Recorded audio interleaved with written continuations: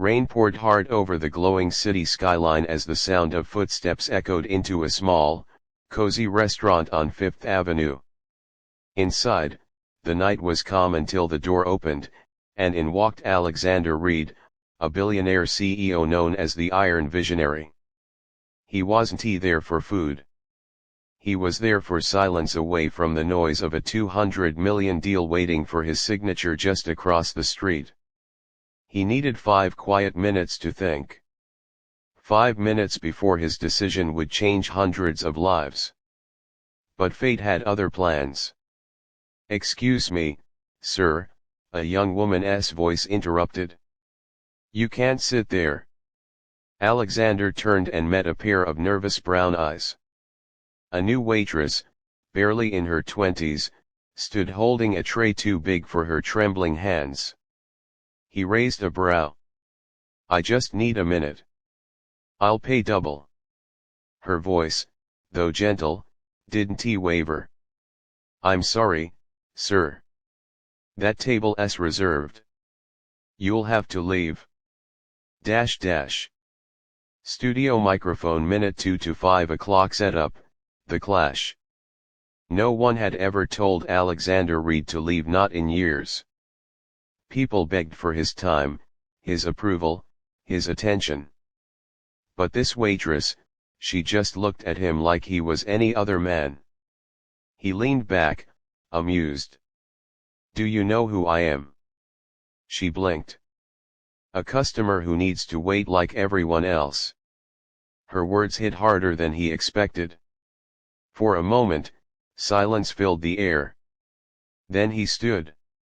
"All right then," he said, grabbing his coat. "You just cost your restaurant a very generous tip."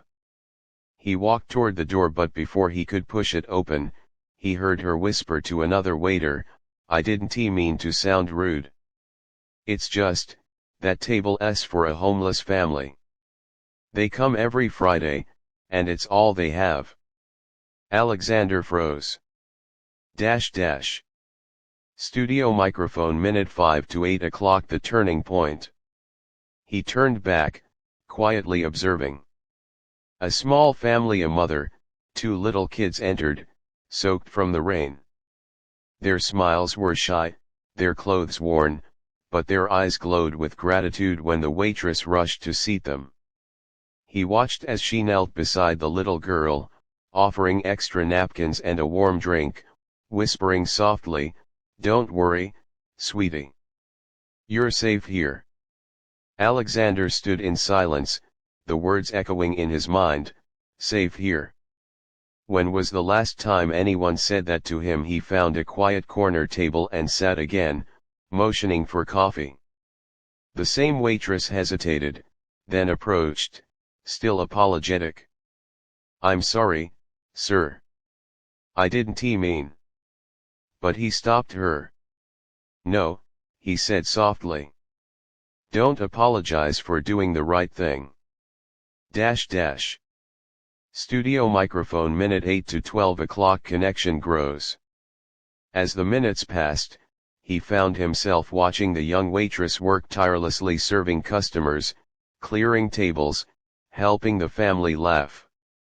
There was something raw and genuine about her kindness.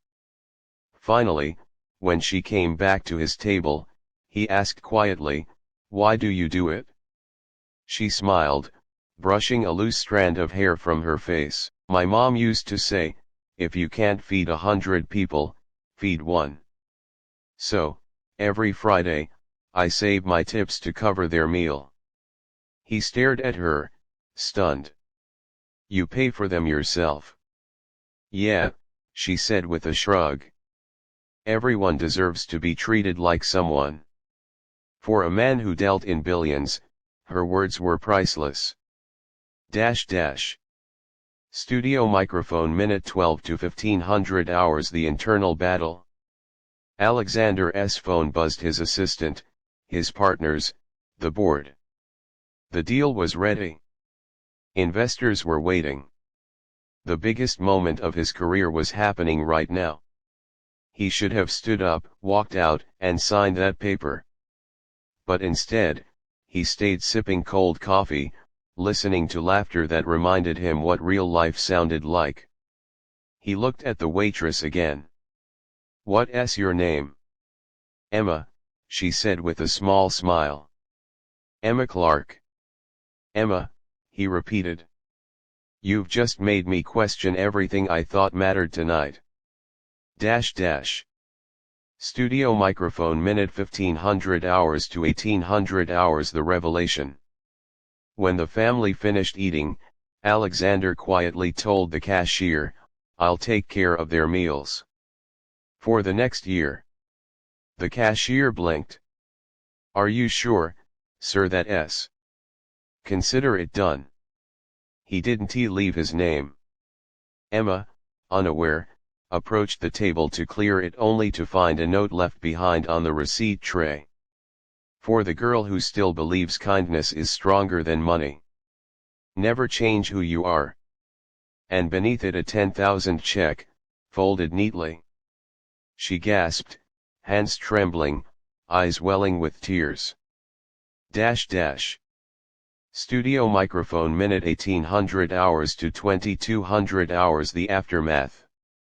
The next morning, Alexander Reed walked into his boardroom, soaking in the nervous chatter of executives.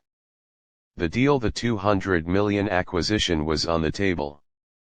But as he looked at the papers, all he could think of was Emma's voice saying, "Everyone deserves to be treated like someone." He picked up his pen, then put it down. "I'm not signing this," he said firmly. The room went silent. "This deal will fire half the staff we're buying out.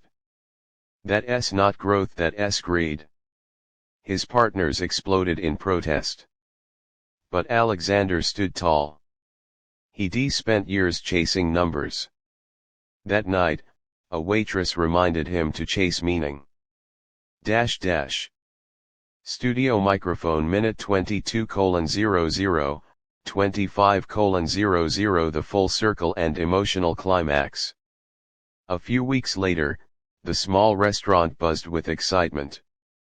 A man in a tailored suit walked in again, this time, smiling.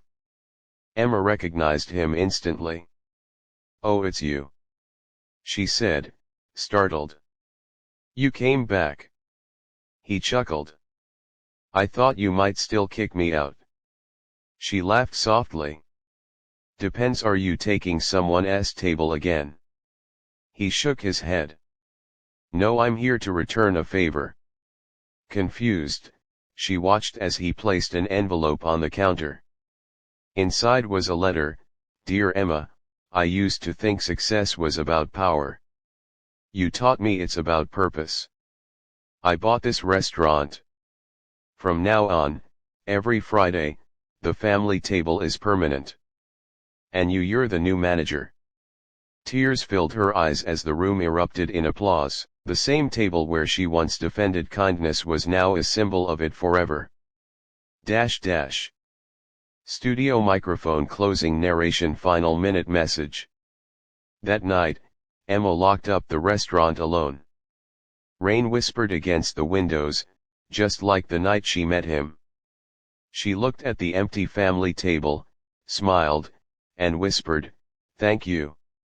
Across the street, in his black car, Alexander watched quietly before driving off into the night, his heart lighter than it had been in years. Sometimes, the richest people in the world are those who still have the courage to be kind.